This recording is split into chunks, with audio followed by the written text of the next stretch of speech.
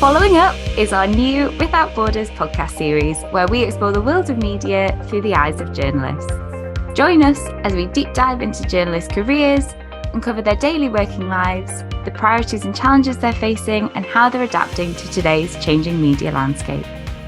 Each episode, the media specialists at Tyto are putting journalists in the hot seat and delving into the topics and stories that they really care about and getting the inside scoop on best practice for media relations.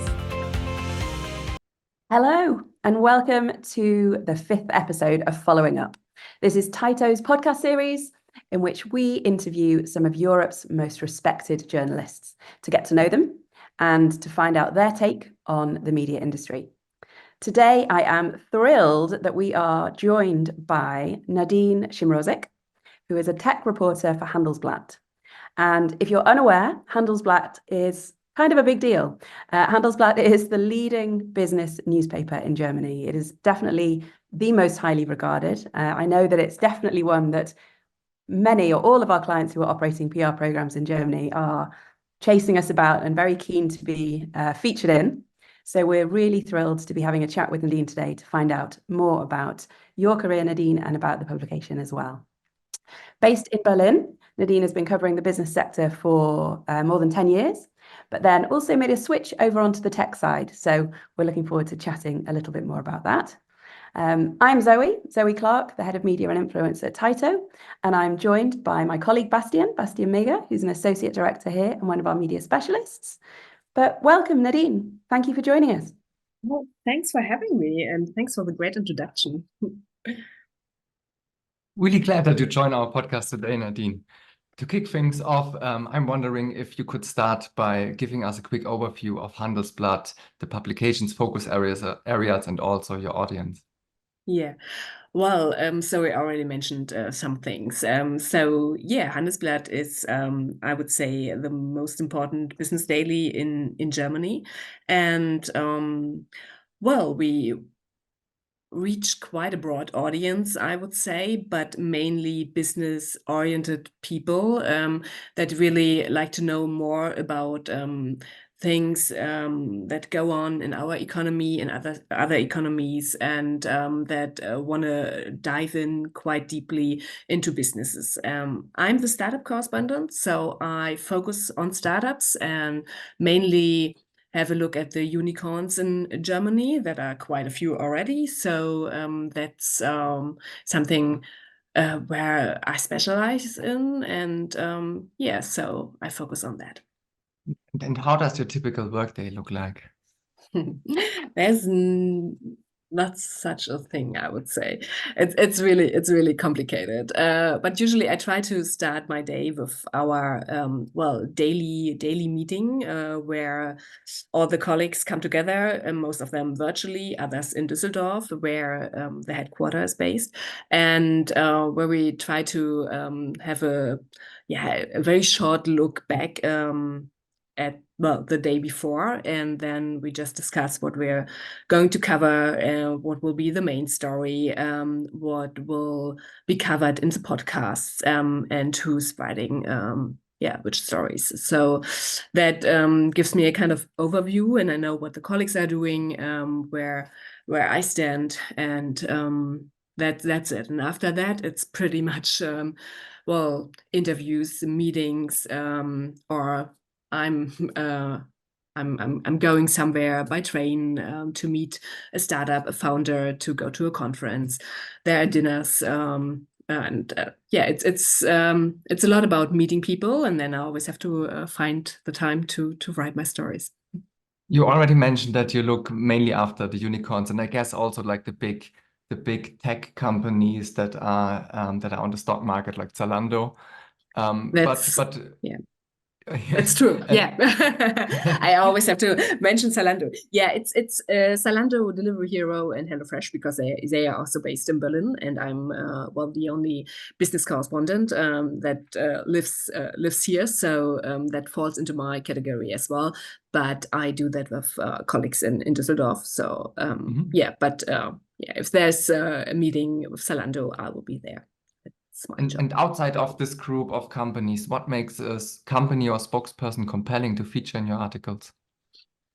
Yeah, that's something I really have to think about.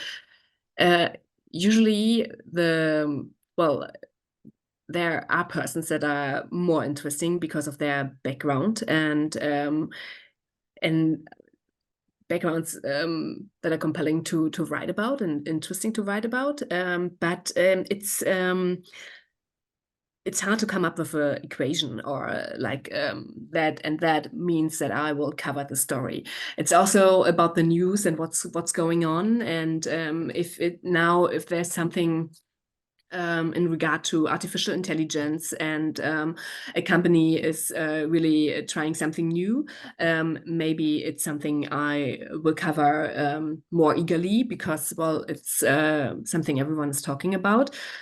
On the other hand, I mean, we have all these very interesting founders here in Berlin. And if someone is telling me, well, there's something new I want to talk about, I definitely give him an ear and decide afterwards if it's something I would like to write about. Before you joined Handelsblatt, you've actually spent most of your career working for news agencies like, and now that this is a tricky word for our English audience, Deutscher Depeschendienst, and also for Reuters. Yeah. And how different is it today to work for a business newspaper compared to the agencies? It's quite different, I have to admit. Working for a news agency, it's a lot about how fast you are, and you have so many things you already know in advance you have to cover because, well, all these businesses have their quarterly results, and you're not only in charge of like one company. At the end, I was like covering all things tech for Reuters. That means I was in charge of SAP, of Deutsche Telekom, and many more companies. So I already knew, okay, there's their AGM, I have to be there. Then there are the quarterly results, and these companies stay in touch with the journalists, so you know in advance if there's another announcement. You have to cover like everything. So it's pretty about this. I know this is coming up, and it has to be on the wire in like 5 minutes time, in 10 minutes time, and from there on, you just broaden the news you're covering. On the other hand, now I'm way freer when it comes to the things I cover.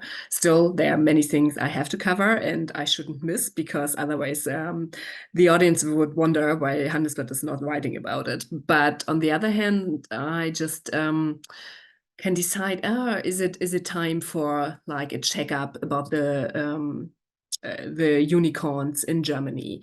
Is it time to maybe write a little wrap up about all the job cuts or how they handle artificial intelligence? So I have to think a bit more what really might be interesting right now, but then it's a bit up to me whom I'm approaching and how I handle the story. Just at the end, the audience decides if it's if I did it in a good way. So yeah. It sounds like you have more freedom, right? In a way. Yeah, I guess you can say that. So yeah. It's thrilling to be a journalist that works for a news agency, because it's just great to be out there and to compete with Bloomberg and all the others, or DPA, and to see if you're faster than them, and if you have the good sources and sources that tell you something.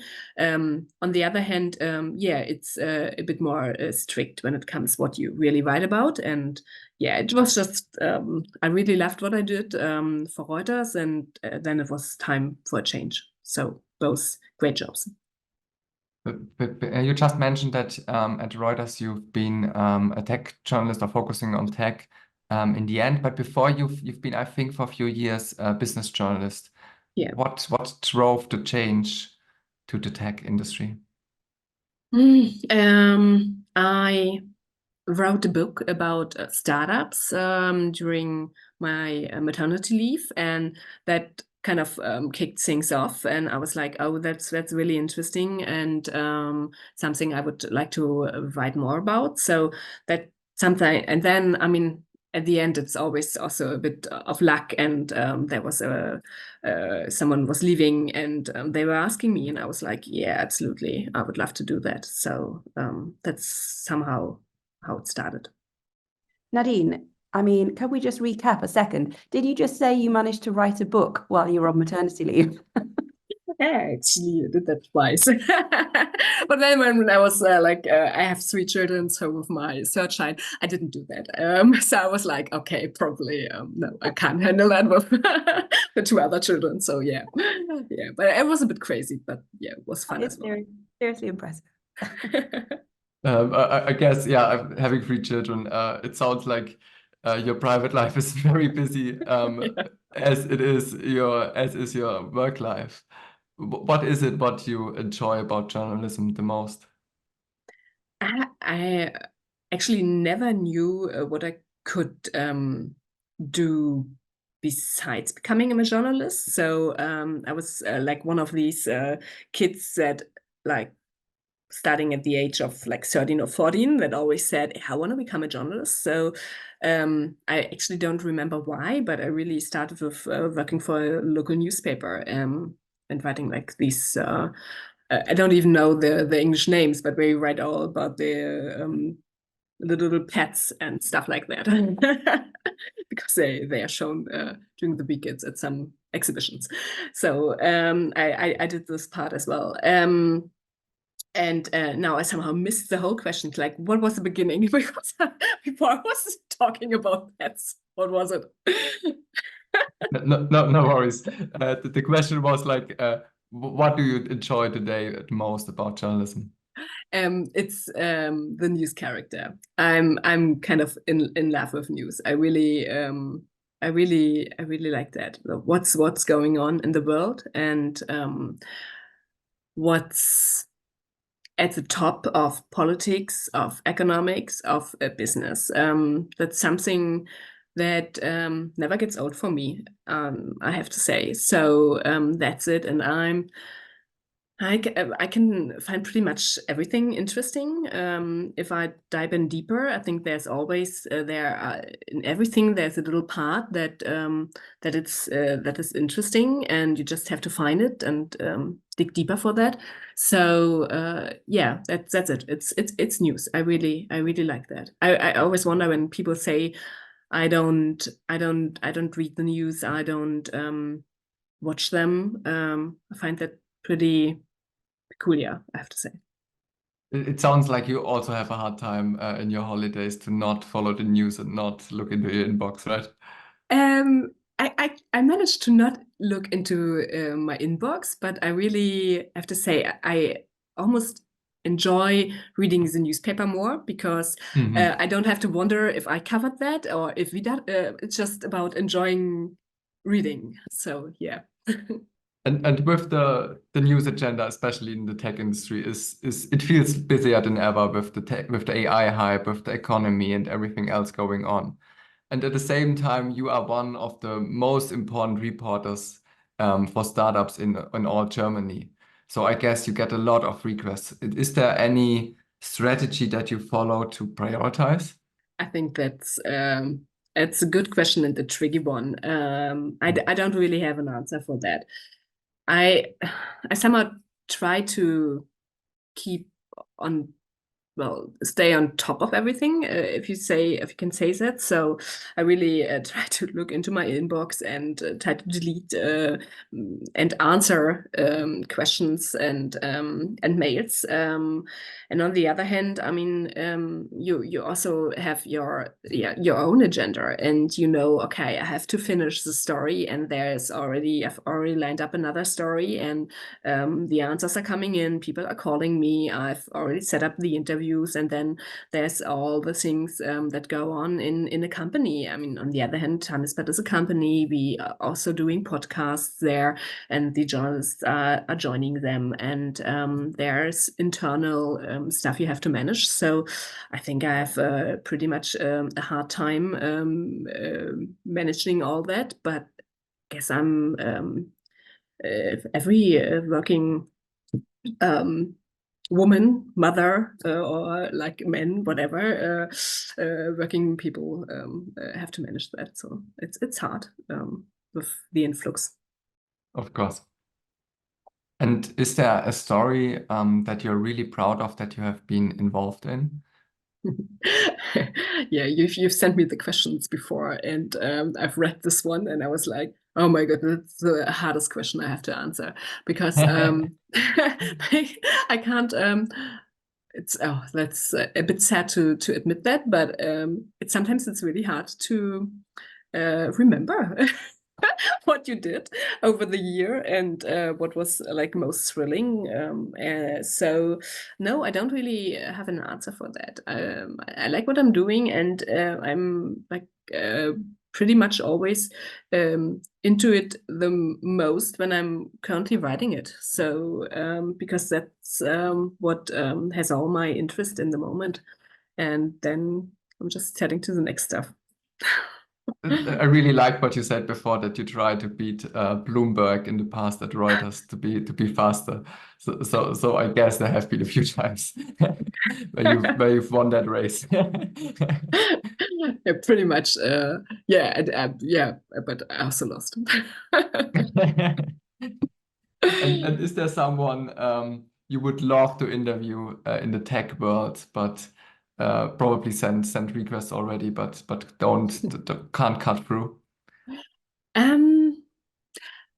Yeah, I mean, it's always great to interview known names. But on the other hand, these guys, and they usually are very well prepared, and they don't very often come up with stuff that impresses you or that is like very interesting or not known at all. So then you have to get very lucky if you experience something like that. So sometimes it's more about interviewing interesting people with a background in the industry that have already experienced something and that can tell you, yeah, like 10 years ago it was this way, or 5 years ago it was that way, and that if they have a network and can talk from experience, it can be very interesting, especially when they're willing to tell you something. I mean, that's what we journalists always are looking for. If the answers are not that well prepared, and if they just speak from experience, that's where it becomes interesting for us. So you rather look for the underdogs. In combination with you need both, right? people. Yeah, I mean, and then it's if you get to know them better, then it's always great to see someone for the second or third time. Then it comes like usually it flows more. And you already mentioned that you attend events, of like many events over the year. Are there some that you try to go to every year, and on the other hand, are there some events that you try to avoid or learn to avoid? That is a question I tend to ask the founders I talk to, because I really find that interesting what they say. So yeah, there are some conferences like Slush or Web Summit. That was a bit complicated last year, but yeah. Or like Hinterland of Things in Bielefeld, or the Start Summit. I try to attend. And there are so many more. It just sometimes these conferences are great to get to know people and to see like new faces. On the other hand, it's pretty crowded, and they all have like these schedules, packed schedules, where they like meet at Slush. It's sometimes like you have like 50 minutes up to the next one, and he already stands next to you, and you're like, oh, okay, I can't use anything because we just barely talk to each other. So it depends. On the other hand, it's good to see what these conferences try to cover, and with what kind of panels they come up. And I really like to just listen to stuff to get some new ideas and for stories. So yeah, it's a kind of it's good to be there, and on the other hand, you just need time to write. So it's just a struggle to find the best conferences, but it's also good to attend a few. Have you attended Tech Open in Berlin before? Yeah, I did, but only like let's meet this one or that one, and let's just and I tried to listen like to a panel, and then I just got back to my laptop. But that is so easy because I live in Berlin. So yeah.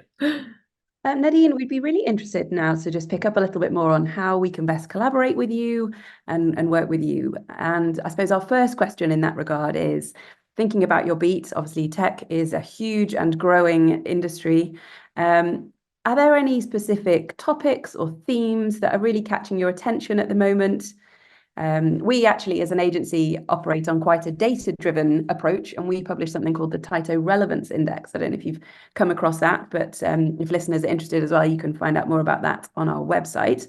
But each time we publish that, we see the picture changing ever so slightly around which topics are becoming most interesting and relevant across social media in Europe. And unsurprisingly, we're seeing a lot at the moment that AI is coming out top, AI and machine learning. Things still around climate change on the socioeconomic side are proving very popular as well. But I'm just wondering, from your perspective, what's interesting for you at the moment? I think you already mentioned the most important areas. That's artificial intelligence, but we have an AI team at Handelsblatt now, so they mainly cover like all things AI, and it's not that I don't write about it, but if it's like really specific, I would give the story to them. And yeah, definitely, I like to write about sustainability, climate tech, deep tech, because these are also areas investors are interested in right now. And I really try to have a look at where the money flows and what's interesting for investors. Sorry for the cough.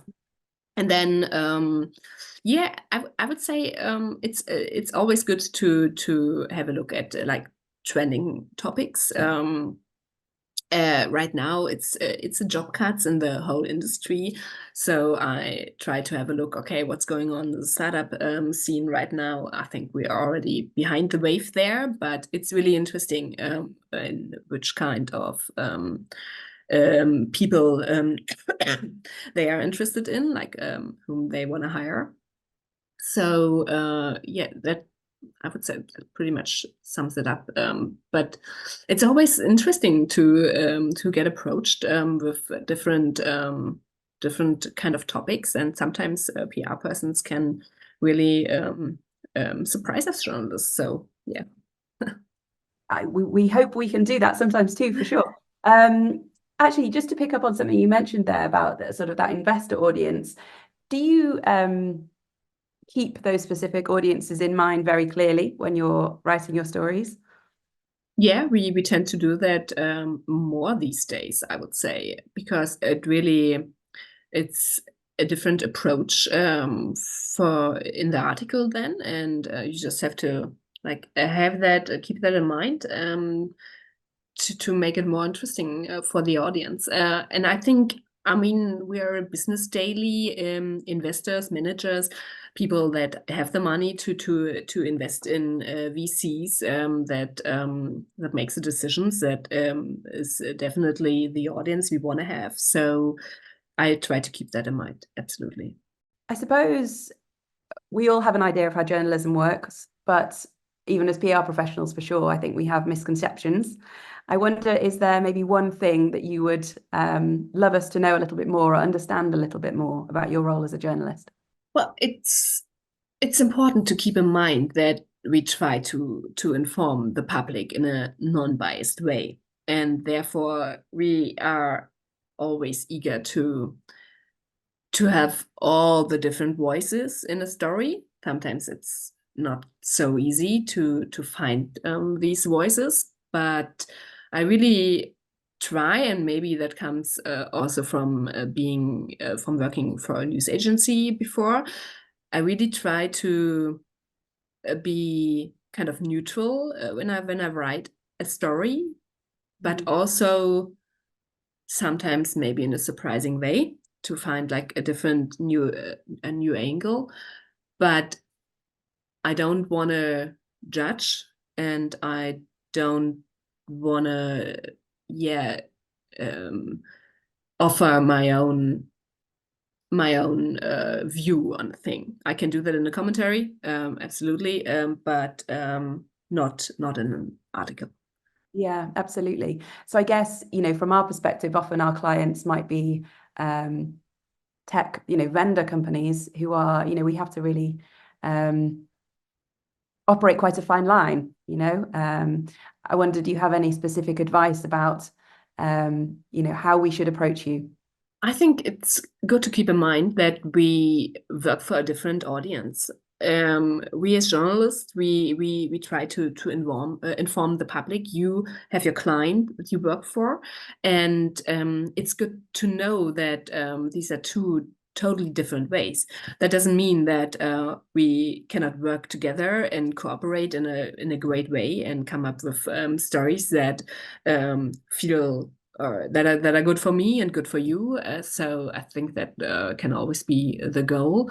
But on the other hand, I have to ask my questions, and it's up to the interviewee, the interviewed person, to answer them or to not answer them. But that's sometimes there are PR persons that try to say, well, please don't ask this or that question.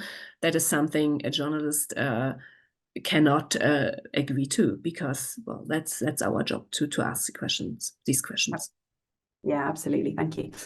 But do you have any advice, I wondered, for young people starting out in PR, starting their careers? Well, I've never been in PR, but like from my from my side, or what I gathered over the years, it can be a very interesting job, and I think it's really the other side where you can get to know a company very, very good, and where you can find stories you would love to be told out there.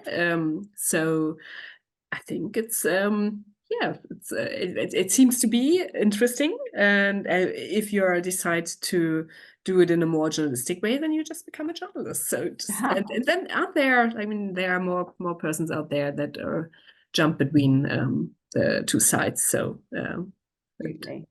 yeah. The good thing is, as a PR, you only have to find a story but not write it up. Indeed. Exactly. What would you say is the smartest way that PRs approach you? Or if you have one approach in mind that you remember for being particularly strong or clever, what are some of the best ways? It's always good to write my name correct. It's quite a complicated name, and to know that I'm a woman. So that's always good. I don't have a particular advice there, but it's always good if you if you know what I write about, and if you maybe mention a story I've written about, and just explain why it would make sense to read this mail now, and to get to know the company you are working for a bit better. So just I mean, there are so many mails we get where I can immediately say, not interesting, nothing I cover. And I really try to answer these mails in because I'm hopeful that then they get less. So it's like, okay, I'm trying to educate my audience in this way.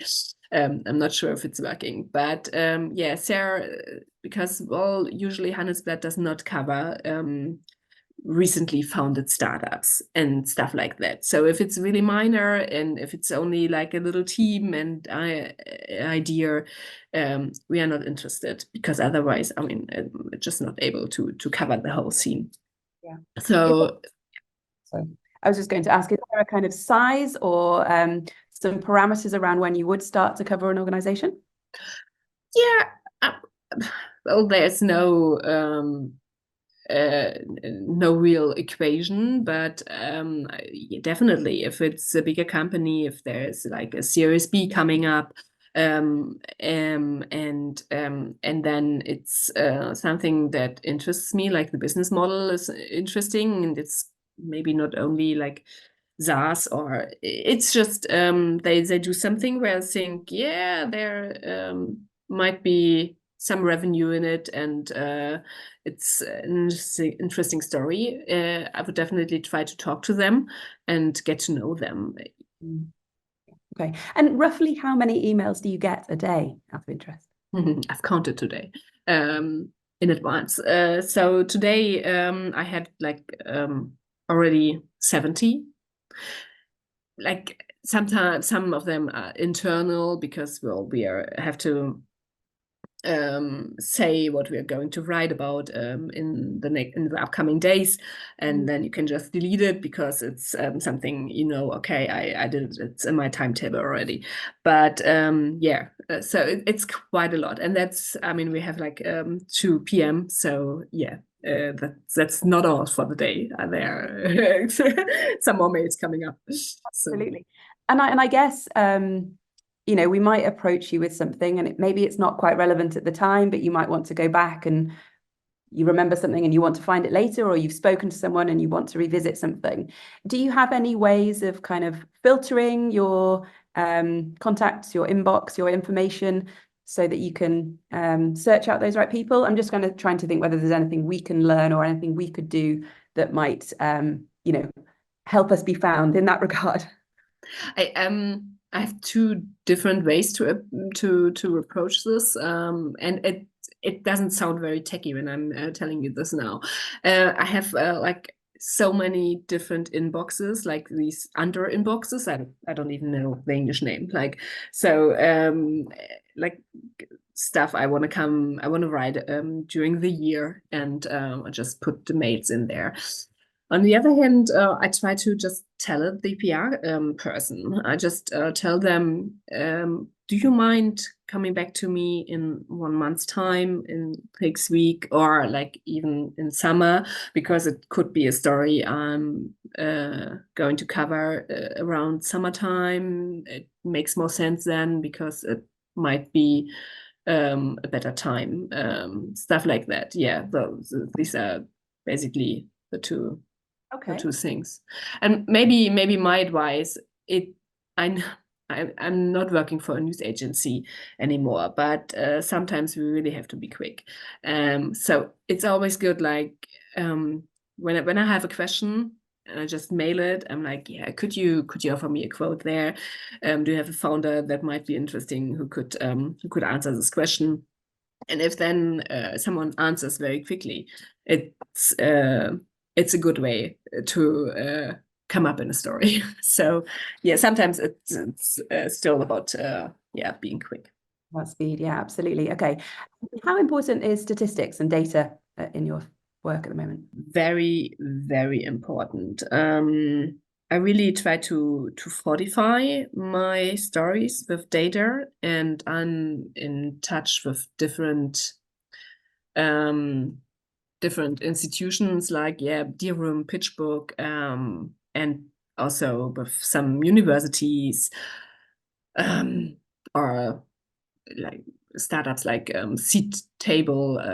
So yeah, it's really important, because well, as we all know, startups don't publish many data, and I kind of rely on data from the outside to say, okay, this is a trend, this is a topic you should be interested in, because, well, there's the data. So yeah, I really try to have that for stories.